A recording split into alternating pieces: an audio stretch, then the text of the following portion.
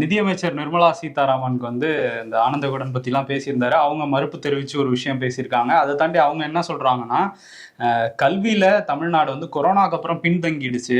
3ஆம் வகுப்பு படிக்கிற மாணவர்களுக்கு 1ஆம் வகுப்பு பாடத்திட்டத்தை கூட அவங்களால முழுமையா ஏத்துக்க முடியல, உள்ள கொண்டு போக முடியல, படிக்க முடியல அப்படின்லாம் சொன்னோன்னா தமிழ்நாட்டை அவமதிக்கிறாங்கன்னு சொல்லி தமிழ்நாட்டு எம்பிக்கள்லாம் வந்து வெளிநடப்பு பண்ணிட்டாங்க.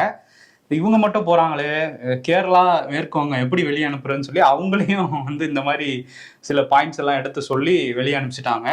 ஸோ செலக்டிவா சில தரவுகளை எடுத்துட்டு வந்து வேணும்னே திட்டமிட்டு அவமதிக்கிறாங்க மாநிலங்களை அப்படின்னு நிர்மலா சீதாராமன் மேல குற்றச்சாட்டு வந்திருக்கு. இன்னொரு பக்கம் வந்து அதே மாதிரி தமிழ்நாட்டை சேர்ந்த தென்காசி எம்பி அவங்க சொல்றாங்கன்னா, வடகிழக்குல நமக்கு 7 சகோதரிகள் இருக்காங்க, அதுல ஒரு சகோதரி மிகப்பெரிய அளவில் பாதிக்கப்பட்டிருக்காங்க, அங்க இருக்கிற பெண்கள் நிர்வாணமா அழைத்து செல்லப்பட்டிருக்காங்க, இதுதான் நாகரிகமான்னு சொல்லிட்டு அவங்களுக்கு ஆதரவாகவும் தென்காசியிலிருந்து ஒரு குரல் வந்து ஒழிச்சிருக்கு நாடாளுமன்றத்துல. தென்காசி எம்பி ராணி ஸ்ரீகுமார் வந்து பேசியிருக்காங்க. ஆமா, அவங்க பேசியிருக்காங்க. இன்னொரு பக்கம் வந்து அருண் நேரு தமிழ்நாட்டுல இருந்து திமுக எம்பி, பெரம்பலூர் தொகுதி, அவர் என்ன சொல்றாருன்னா, உள்துறை அமைச்சர் அமித்ஷா அவர் வந்து அகமதாபாத்துக்கு நிறைய திட்டங்கள்லாம் கொண்டு வந்திருக்காரு.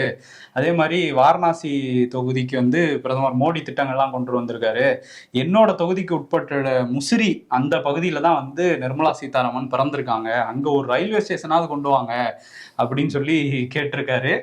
அப்புறம் கொண்டு வந்து வரலாம், ஆனா ஜிஎஸ்டி போடப்படும். ரயில்வே ஸ்டேஷனுக்கா கட்டுறதுக்கா? எல்லாத்துக்குமே ஜிஎஸ்டி தானே. ஆமா, அதே மாதிரி அவர் தரவுகள்லையும் வச்சு பேசியிருக்காரு. இந்த மாதிரி கிராஸ் என்ரோல்மெண்ட் ரேஷியோ, ஹையர் எஜுகேஷன்ல போய் இப்ப சேர்றவங்களோட ரேஷியோ நம்ம தமிழ்நாட்டு ரேஷியோ வந்து 47%, ஆனா இந்திய ஆவரேஜே வந்து 28% தான். அதே மாதிரி பெண்கள் ஒர்க் ஃபோர்ஸ் வந்து தமிழ்நாட்டுல 44% இருக்கு, இது நேஷனல் ஆவரேஜ் 18% தான். இப்ப சொல்லுங்க, இருமொழி கொள்கை எங்களுக்கு கை கொடுக்கலையா அப்படின்னு சொல்லி கேள்வி எழுப்பியிருக்காரு.